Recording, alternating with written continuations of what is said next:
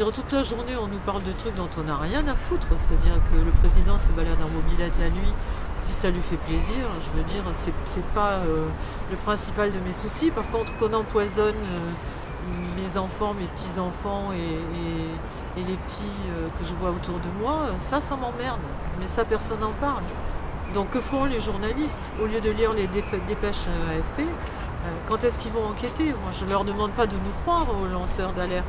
Juste au lieu de lire le document de l'AFP et de dire voilà, aujourd'hui il y a des nuages sur Paris parce qu'il y a de la pollution due aux voitures et en campagne parce que les vaches pètent, qu'ils enquêtent, qu'ils aillent voir pourquoi.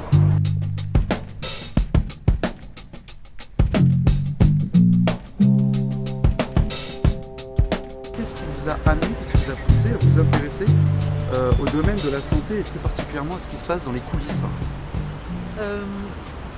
En fait, c'est parce que comme beaucoup de gens, je voyais bien qu'il se passait des scandales et que bon, les scandales comme le sang contaminé, etc. Et puis après on n'en parlait plus. Et je faisais comme tout le monde, hein, je retournais à ma vie jusqu'au jour où je me suis fait vacciner, moi et ma famille, contre l'hépatite B. Je me croyais très intelligente et j'ai voulu être une bonne mère. Quand j'ai vu les dégâts que ça avait fait, je me suis dit que jamais plus j'écouterai ce qu'ils disent, que la prochaine fois je vérifierai. Je me suis vraiment trouvée très très con d'avoir obéi comme ça. Et donc voilà, donc quand il y a eu le H1N1, j'ai commencé à trouver que les trucs qu'ils nous disaient étaient très très bizarres. Et il faut dire que j'ai aussi une formation un peu de matheuse scientifique, donc la logique c'est quelque chose qui me parle. Et donc là il n'y avait rien de logique, donc j'ai commencé à chercher pour moi et pour ma famille et je me suis rendu compte que c'était un sac de nœuds, de mensonges et voilà, et j'ai découvert des trucs ahurissants. Et après j'ai bien évidemment regardé si ça se passait pareil dans les autres vaccins, dans toute l'industrie pharmaceutique et puis bien évidemment dans la nourriture. Comme là maintenant je cherche dans le climat et les armes de l'ombre, etc. parce qu'on est cerné.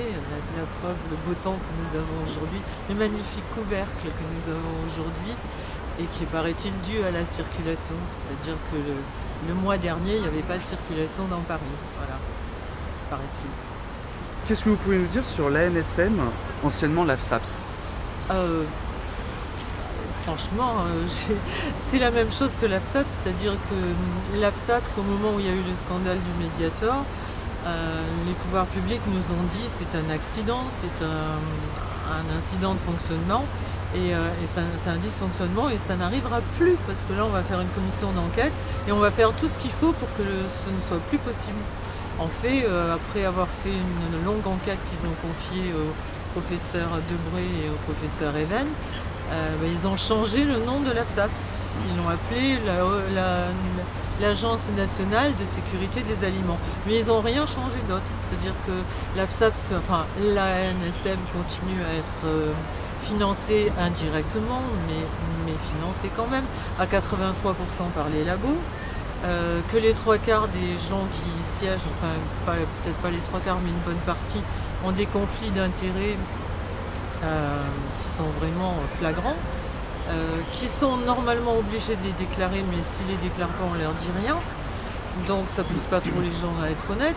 Et en plus de ça, même quand c'est déclaré, ils considèrent que du moment que c'est déclaré, il n'y a pas de conflit d'intérêts. Ils l'ont dit, donc ils peuvent pas, ils sont forcément intègres. Mais le fait de le dire n'a jamais obligé les gens à être intègres. Et comme disait Napoléon, la main qui donne est au-dessus de la main qui reçoit. Et je vois pas comment les experts pourraient être honnêtes, ceux qui touchent des labos, parce que sinon ils touchent plus, c'est aussi simple que ça. Et dans mon enquête, quand j'ai rencontré des savants, des chercheurs, qui eux n'ont pas plié devant les labos, ils se sont fait virer avec pertes et fracas. Il n'y a donc aucune liberté. Et le reste des experts, qui sont honnêtes et qui ne touchent pas du fric des labos, eux ils n'ont pour statuer si un médicament est bon ou pas bon que les données du laboratoire. Il n'y a pas de contre-expertise, donc il est bien évident que les labos ne vont pas arriver en disant regardez, alors là j'ai un truc vraiment pourri, Voilà. Donc c'est une hypocrisie absolument dingue. C'est une insulte à notre intelligence parce qu'en plus c'est dans tous les domaines. Est-ce que vous pouvez nous expliquer comment et pourquoi, selon vous, les ONG en rapport avec la santé seraient corrompues? Alors toutes les ONG probablement ne sont pas corrompues. Il y en a qui sont à but humanitaire. Il y a des gens qui s'investissent dans des ONG pour soulager la misère du monde dans un endroit ou dans un autre, qui donnent de leur vie, qui donnent de leur temps, qui donnent leur santé, qui n'ont pas de vie privée. Enfin, je veux dire, il y a des gens qui sont fortement respectables. Il ne faut pas mettre tout le monde dans le même panier. Par contre, il faut savoir aussi que le business des ONG, c'est la 8e industrie mondiale. Pourquoi? Parce que les 3/4 de ces gens qui nous gouvernent indirectement et qui ont des sociétés qui leur apportent plein de fric, font immédiatement une fondation humanitaire pour pouvoir, d'abord ça permet de détourner de l'argent, c'est-à-dire que quand on dit que M. Bill Gates est un bienfaiteur de l'humanité ou Warren Buffett parce qu'il donne X milliards à leur fondation, en fait quand ils donnent à leur fondation c'est exempt d'impôts, donc c'est un moyen, quand je dis c'est pas un détournement d'actifs, mais ça permet de ne pas payer des impôts sur une tranche de ses bénéfices. Et comme ils les donnent à leur fondation et qu'avec leur fondation ils vont acheter des vaccins qui appartiennent à des sociétés dont ils sont actionnaires, en fait c'est tout bénef. Ça fait marcher leur industrie et c'est exempt d'impôts. Et donc comme ça, il y a par exemple la fondation Bill Gates, c'est 30 milliards de dollars par an. Il y en a plusieurs comme ça, il y a la fondation Rockefeller, il y a la fondation Ford, enfin je veux dire, quand on regarde tous les gens qui sont pétés de thunes dans cette planète ont leur fondation. Maintenant on sait pourquoi, mais c'est aussi ces mêmes personnes qui siègent dans les sociétés comme le Bilderberg, la Trilatérale, etc. C'est-à-dire les sociétés plus ou moins secrètes, puisque maintenant elles commencent à plus être secrètes du tout, mais ce sont des sociétés dans lesquelles se réunissent les 100 ou 150 personnes les plus influentes de la planète et qui prennent les décisions qui engagent notre avenir à tous dans le monde entier. Mais ce sont des assemblées de gens non élus, d'industriels donc il est évident que quand ils se mettent d'accord pour faire passer des décisions que les gouvernements font passer évidemment, puisqu'ils vont aussi à ces réunions du Bilderberg, du CFR, du siècle en France, etc., pour prendre les ordres des cartels. Il est bien évident que tout cet argent dans les fondations n'est pas mis au service de l'humanitaire, il est mis au service des industriels qui siègent dans ces comités-là et qui font la pluie et le beau temps à travers le monde. C'est comme ça qu'on décide d'une campagne, par exemple, de vaccination de polio en Afrique et que maintenant les enfants ne meurent effectivement plus du virus sauvage, ils meurent du virus vaccinal. Est-ce qu'on peut faire le même constat pour l'OMS?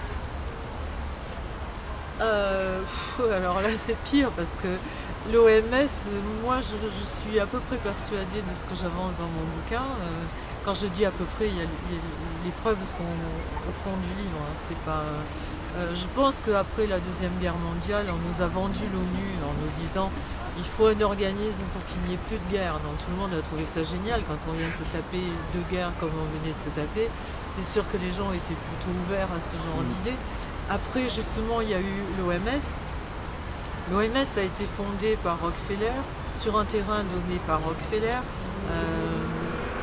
Il est vraiment dans la création de tous ces groupes-là, enfin de l'ONU, de l'OMS, après l'OMC. Alors l'OMS a été pour que tout le monde ait accès à la santé dans le monde entier, sans discrimination. On a vu ce que ça a donné. Hein.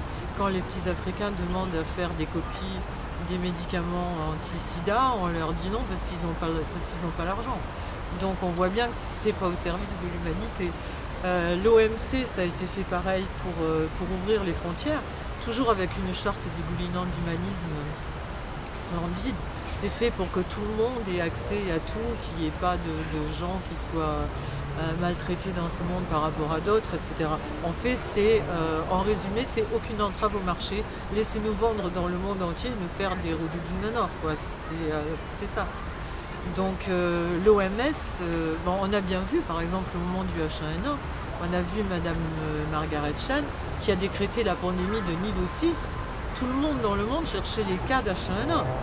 Par contre, ce qui était inquiétant à l'époque, c'est que une fois décrétée une pandémie de niveau 6, le pouvoir de l'OMS se substitue au pouvoir des gouvernements nationaux. Donc je pense que s'il n'y avait pas eu tous les lanceurs d'alerte et s'il n'y avait pas eu le foin qu'on a tous fait dans le monde, à partir de là, ils pouvaient faire ce qu'ils voulaient. L'OMS pouvait dicter ses lois au gouvernement français et à tous les autres gouvernements. Est-ce que le lobbying autour de la santé, concernant par exemple le lobbying pharmaceutique, est particulièrement puissant en France ou est-ce que c'est au même niveau, aussi bien en Europe qu'à l'international? Non, c'est absolument le même niveau partout. D'ailleurs, tout le monde sait bien que la France en fait toujours ce qu'ont fait les États-Unis 5 ans ou 10 ans après. Oui, ils ont mis leurs pions partout pour les raisons que j'ai expliquées tout à l'heure. Une fois qu'ils ont eu installé l'ONU, l'OMS et l'OMC, c'était une façon, et les sociétés dans lesquelles ils décident de ce qui va nous arriver, c'était une façon d'avoir la main mise sur tous les pays du monde et de passer par-dessus la tête des chefs d'État. Ils n'ont plus besoin de demander l'autorisation des chefs d'État et la Commission européenne. Il y a beaucoup plus de lobbyistes à Bruxelles que de députés. Donc ils sont toute la journée actifs. J'y suis allée là, avec Marion Sigaud il y a quelques temps, c'est extraordinaire. Les seuls qui rentrent et qui sortent du Parlement européen sans montrer patte blanche, c'est les traiteurs. Parce qu'il y a des cocktails dans tous les coins où on sensibilise les gens des sociétés. Voilà. Donc, et puis il y a aussi le système des portes tournantes, c'est-à-dire que quand il faut faire passer quelque chose, quelqu'un qui va être au ministère de la Santé, enfin quelqu'un par exemple va être chez Monsanto, il va passer au ministère de la Santé le temps de faire passer une loi, et ensuite il va passer dans une instance comme l'AFSAPS ou le MEA en Europe, etc. Et après il revient à Monsanto avec une promotion, ou chez Bayer, on a comme ça Michel Barnier qui était chez Mérieux, enfin il y en a plein, c'est vraiment comme ça constamment. On pourrait parler du changement qui s'est opéré à la fin de la Seconde Guerre mondiale dans le domaine de la santé avec l'alliance avec les chimistes. Oui, je pense que tous nos mots viennent de là, c'est-à-dire qu'au départ il y avait les pétroliers, voilà. Et ensuite tous nos mots, je pense, viennent du fait qu'il y a eu une alliance entre le cartel de la chimie et le cartel de la pharmacie et aussi de l'agroalimentaire. Parce que quand on regarde ce qui se passe, c'est très parallèle, c'est la même chose, le même plan dans tous les domaines. C'est-à-dire que dans les médicaments, ils ont enlevé toutes les plantes qui soignaient jusque-là très bien tout le monde.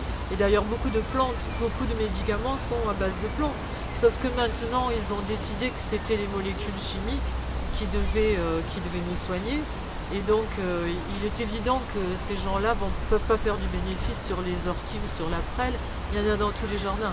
Donc ce qu'ils veulent, c'est des ingrédients dont ils peuvent avoir un monopole et qui peuvent breveter. Donc pendant 30 ans, ils sont peinards et savent qu'il n'y a qu'eux qui vont trouver de l'argent, gagner de l'argent dessus.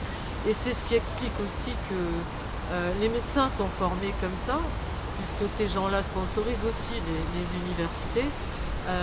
Ils sont formés à être des prescripteurs de médicaments et non pas des gens qui cherchaient à faire un diagnostic. Alors encore une fois, c'est pas tous les médecins. Mais bon, on se rend compte quand même quand on voit plusieurs médecins qu'on a mal à la tête, ils donnent tel médicament, on a mal aux pieds, ils donnent tel médicament, mais ils ne se demandent pas qu'est-ce qu'il y a de particulier entre toi, moi, aucun de nous n'est pareil. Et il n'a peut-être pas les mêmes causes pour les mêmes effets. Ça, c'est l'industrie de la chimie qui l'a fait, c'est-à-dire on a créé des molécules qui sont bonnes à prescrire et puis c'est tout.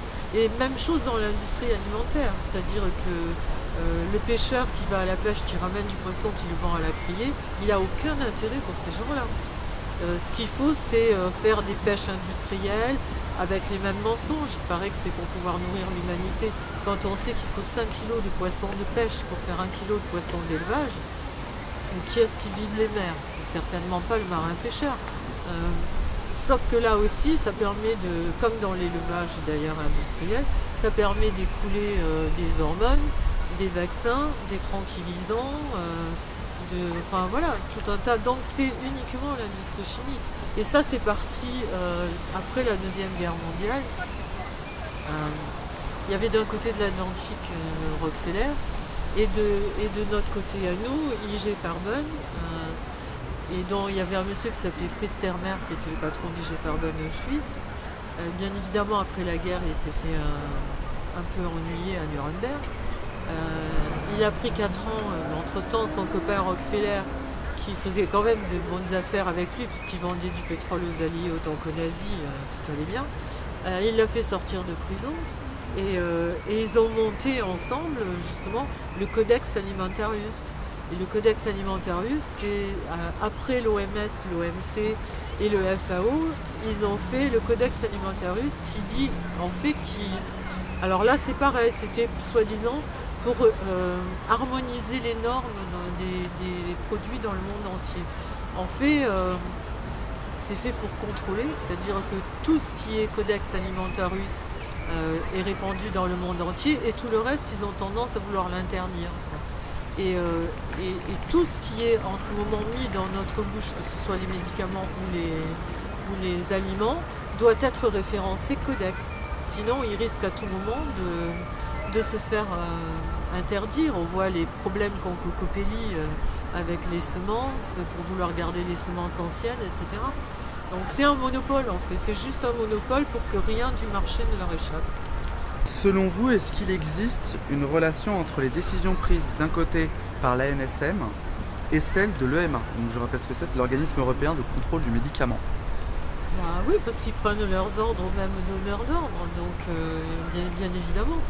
D'ailleurs, on n'a qu'à voir. Et puis maintenant, avec le marché transatlantique, je pense qu'on n'aura même plus rien à dire. Ils feront même plus semblant, puisqu'on l'aura accepté. Donc le donneur d'ordre, c'est la FDA, la Food and Drug Administration, selon vous? Oui, et puis tous les industriels qui gravitent autour. Ouais. Un petit mot sur les vaccins maintenant. Est-ce qu'à votre connaissance, vous savez pourquoi on met de l'aluminium et du mercure dans les vaccins? Alors la raison invoquée, c'est que ça booste les défenses. Enfin, comment on dit? Ça booste la réaction immunitaire, donc ça fait que le vaccin a un meilleur effet. Bon, ça, c'est ce qu'ils disent. Hein. C'est comme quand ils nous disent que les chemtrails, c'est pour lutter contre le réchauffement climatique. C'est un peu gros, quoi, parce que il faudrait déjà croire au bienfait des vaccins.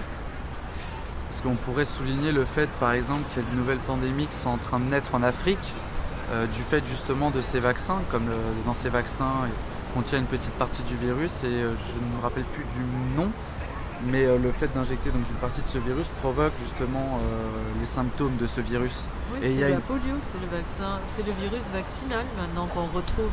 On retrouve, alors ça s'appelle plus polio, hein, ça s'appelle paralysie flasque aiguë. Mais en fait, donc les gens se paralysent et quand on regarde, on fait ce qu'ils ont à l'intérieur du corps, ils ont le virus vaccinal. Mais il y a plein de trucs comme ça hein, que j'ai appris moi après avoir enquêté sur le H1N1.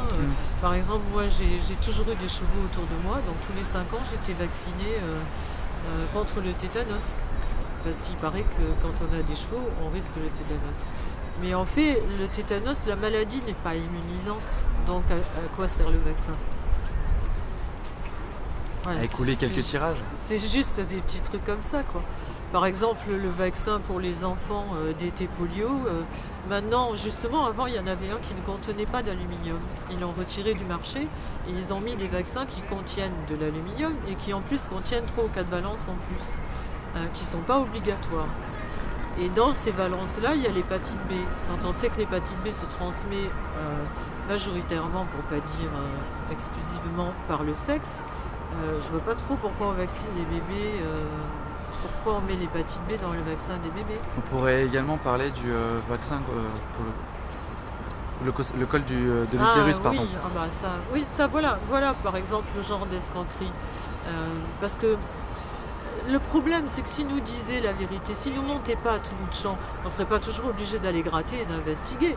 Et si c'était si blanc, s'ils étaient si blancs, pourquoi mentiraient-ils? Voilà. Parce que le vaccin, par exemple, alors, ils l'ont vendu comme le vaccin contre le cancer du col de l'utérus. Or, quand on regarde, il lutte, à condition qu'il serve à quelque chose, contre 2 à 4 papillomas. Or, on peut en avoir une centaine dans le corps, donc, et les 98 autres alors. Et en plus de ça, encore une fois, s'il a une efficacité quelconque, c'est pendant 5 ans. Donc quand on vaccine des enfants de 14 ans, et maintenant des garçons de 9 ans, puisqu'il paraît qu'ils peuvent attraper le cancer en faisant un cunnilingus à leur copine quand ils seront un peu plus grands. Donc aux États-Unis, maintenant, ils vaccinent les garçons de 9 ans contre le papillomavirus. Enfin, c'est n'importe quoi. Ce vaccin n'a d'efficacité que pour 2 ou 4, enfin selon le vaccin, 2 ou 4 papillomas.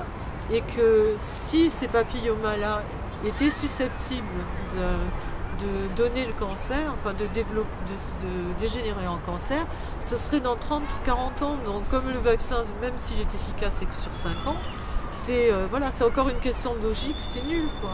Vous en avez parlé à propos du marché transatlantique. Est-ce que donc pour vous, le marché transatlantique, ça achèverait en quelque sorte de mettre en place une mainmise des États-Unis sur le marché européen? Oui, bien évidemment, puisque ça va être décuplé. Enfin, je veux dire, les donneurs d'ordre vont être encore plus présents et officiellement, puisque là, ils le font en coulisses. Après, ils n'auront plus à le faire en coulisses. Et puis en plus, on va nous servir ce qu'on nous sert habituellement, à savoir, mais je ne vois pas ce que vous avez contre cette politique, puisque vous avez voté pour. Or, on ne nous demande pas à nous de voter pour. Ils n'ont qu'à demander aux citoyens s'ils sont pour le marché transatlantique, s'ils sont pour les épandages aériens, en expliquant bien pourquoi, on va voir. Mais ça, ils ne le font jamais. C'est pour ça, quand ils nous parlent de démocratie, qu'on arrête de rigoler, quoi. Et comment est-ce que ce traité transatlantique pourrait se traduire pour les Européens et par extension pour les Français? Il pourra se traduire par le fait que les OGM pourront passer comme ils veulent, les pesticides pourront passer comme ils veulent, en tout cas ceux qui sont autorisés. Là-bas, donc ici, il faut regarder ce qui se passe au Canada, puisque déjà ça a été autorisé, ça a été mis en place avec le Canada. Les gens ne sont pas contents du tout. Mais le problème, c'est que personne ne vous explique. Enfin, je veux dire, où est-ce qu'on entend parler dans les médias lambda, mainstream, où est-ce qu'on entend parler de ça? C'est-à-dire, toute la journée, on nous parle de trucs dont on n'a rien à foutre. C'est-à-dire que le président se balade en mobilette la nuit, si ça lui fait plaisir. Je veux dire, c'est pas le principal de mes soucis. Par contre, qu'on empoisonne mes enfants, mes petits-enfants et les petits que je vois autour de moi, ça m'emmerde. Mais ça, personne n'en parle. Donc que font les journalistes? Au lieu de lire les dépêches AFP, quand est-ce qu'ils vont enquêter? Moi, je ne leur demande pas de nous croire aux lanceurs d'alerte. Juste au lieu de lire le document de l'AFP et de dire voilà, aujourd'hui il y a des nuages sur Paris parce qu'il y a de la pollution due aux voitures et en campagne parce que les vaches pètent, qu'ils enquêtent, qu'ils aillent voir pourquoi. Vous êtes à l'affiche de la conférence Alerte à la santé avec Thierry Casasnovas, Gilles Lartigot et Corinne Bouget. Est-ce que vous pourrez d'abord nous parler de la mobilisation autour de cette conférence avant peut-être de nous évoquer la suite? C'est une agréable surprise, c'est qu'en fait, je pense que les gens ils sont un peu perturbés par le fait de prendre une information à droite, une information à gauche et ils n'arrivent pas vraiment à faire la synthèse. D'ailleurs nous non plus, je les rassure, parce que pour savoir quoi manger en ce moment c'est très très compliqué, même pour nous. Donc je pense que d'abord c'est parti de l'initiative de quelqu'un sur Facebook qui a dit mais pourquoi vous vous réunissez pas tous les 4 et pourquoi vous ne faites pas des conférences ensemble? Et donc on en a fait une première il y a un peu plus d'un mois et en fait on avait une salle où il y avait 260 personnes et on se disait est-ce que ça va être plein et tout. En fait il y avait 600 personnes dehors qui n'ont pas pu rentrer, qui venaient d'un peu partout en France et donc on s'est senti vraiment merdeux. Et donc voilà, grâce à Thierry qui est vraiment la cheville ouvrière de ça, il a loué une salle immense qui faisait plus de 1000 places. La preuve c'est qu'on était pratiquement 2000, c'est-à-dire on a dépassé après avoir compté les chaises le soir et payer la différence, parce que les gens ne perdent pas de vue que s'il y avait plus de gens, il fallait payer davantage. Donc merci Thierry qui a permis ça. Et effectivement, il y avait presque 2000 personnes. Et donc on a décidé de continuer à le faire. Mais alors voilà, je vais en profiter pour lancer un appel. On a aussi décidé que c'était pas normal, puisqu'on ne veut pas que les conférences soient payantes, justement pour que tout le monde puisse venir s'informer. On n'est pas payé, les salles, enfin je veux dire, on ne veut pas que les gens qui viennent assister aux conférences payent. Mais donc il faudrait soit qu'on trouve des salles gratuites, qu'on mette à notre disposition. Il ne faut évidemment pas compter sur les pouvoirs publics vu les messages qu'on fait passer. Ou alors, Thierry avait aussi une idée qui était de dire allons dans des espaces publics, dans les bois, n'importe où, puisqu'il va faire beau. Et comme ça, donc voilà, si vous avez, j'ai déjà trouvé quelqu'un qui met une plage à notre disposition, une plage privée.